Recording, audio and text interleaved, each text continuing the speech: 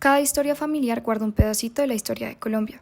Este es mi papá, quien creció entre los años 70 y 90 en un barrio llamado Provenza en Bucaramanga, Santander, una época de muchos cambios en el país.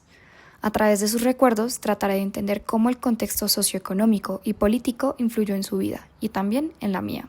Hola, soy Osvaldo Quintero Sarmiento. Yo nací en Bucaramanga en 1970, en un barrio estrato 3.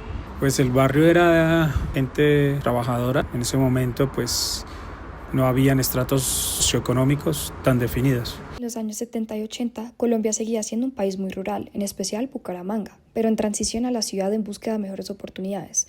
Colombia no tenía un sistema de estratificación social como el actual. Las familias se clasificaban basado en criterios informales y la desigualdad era marcada por la pobreza y la violencia. Era un país un poco menos desarrollado en términos de infraestructura, de oportunidades. Recuerdo de niño que había muchas revueltas sociales. Las personas que iban al colegio, por decir, y eran personas de entre 18, 20 años. Era normal graduarse de bachillerato a los 20, 22 años. Yo estudié en un colegio privado.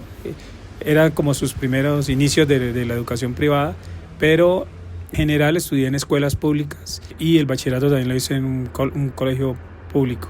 En los años 80, la educación era considerada un privilegio. Muchos niños dejaban de estudiar para ayudar a sus familias o debido a la falta de calidad y estructura en la educación pública, que fue afectada por la crisis económica de esos tiempos, los jóvenes priorizaban el trabajo sobre una educación.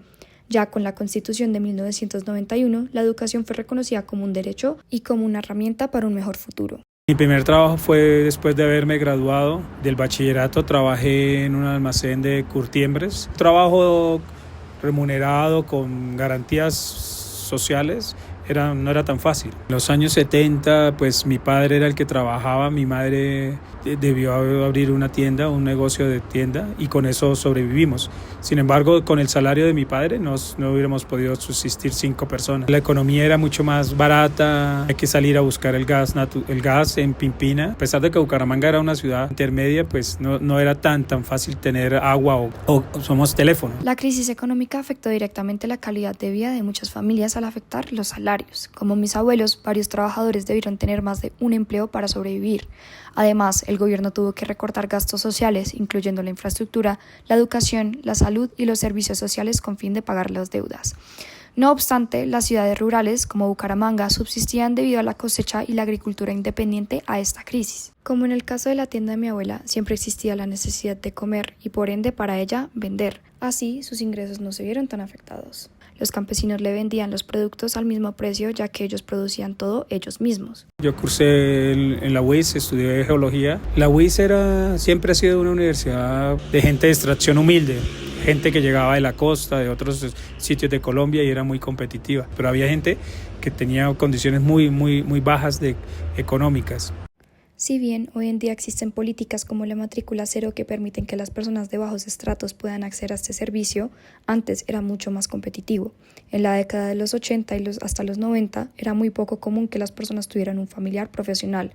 Universidades como la Nacional y la UIS, que antes tenía un examen de admisión, son las puertas hacia el progreso y la educación en Colombia, donde personas de todo el país compiten con el fin de salir adelante. Mi papá vivió el impacto de una educación pública y al ser parte de la primera generación de profesionales en su familia. Yo conocí a mis amigos más cercanos en el barrio, la barriada. Nosotros vivíamos afuera, en la calle, siempre jugando fútbol, yerbis, y a medida ahí se fue fortaleciendo la amistad. En los años 70 y 80 me acuerdo mucho de revueltas sociales, de que la policía perseguía mucho a los jóvenes que peleaban. En la universidad pública se desaparecían muchos estudiantes o muchos líderes estudiantiles. Cuando empezó el problema de la mafia, ya uno sintió fuerte el régimen de las bombas, la influencia de la droga en los barrios, de todos los estratos. Y de esos amigos, por decir 1 o 2, muchas veces murieron por causa de creer que la plata de la droga es la plata fácil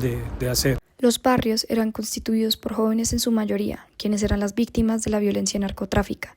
Las bombas, los asesinatos, los sicariados se volvieron común en la vida de estas personas. Así, los estudiantes de las universidades públicas crearon grupos en contra del conflicto armado y de la violencia, además de las tensiones políticas y sociales en el país. El deseo de cambiar resultó en inocentes asesinados, sobre todo de los que apoyaban el movimiento de la izquierda, y de muchos jóvenes perdidos en el narcotráfico. Por decir, habían sicariatos de líderes de izquierda, como Toledo Plata, que vivía ahí, que era un médico y que fue asesinado, fuerzas oscuras, simplemente por querer ayudar a las personas de estrato social más bajo. El ser revolucionario o ser de izquierda era un pensamiento que se tildaba como malo. La violencia en los años 80 no solo vino del narcotráfico. Colombia fue marcada por una guerra bipartidista, un conflicto entre liberales y conservadores que dejó a miles de muertos. En este ambiente, muchos líderes de izquierda, sindicalistas y estudiantes fueron desaparecidos o asesinados por pensar diferente. Como lo fue Héctor Abad Gómez y la Unión Patriótica, buscaron silenciar las voces y frenar el intento de cambio social. Aún así, muchas personas siguieron luchando por paz, democracia y justicia. Para mi papá, el progreso está asociado con la capacidad de mejorar intelectual y educativamente, y escuchar su historia me hizo entender que la historia de Colombia también se cuenta desde lo cotidiano. Su vida refleja los retos y la esperanza de una generación que vivió en medio de la crisis y la violencia. Su historia me inspira a valorar el presente y pensar cómo puedo aportar a un futuro más justo.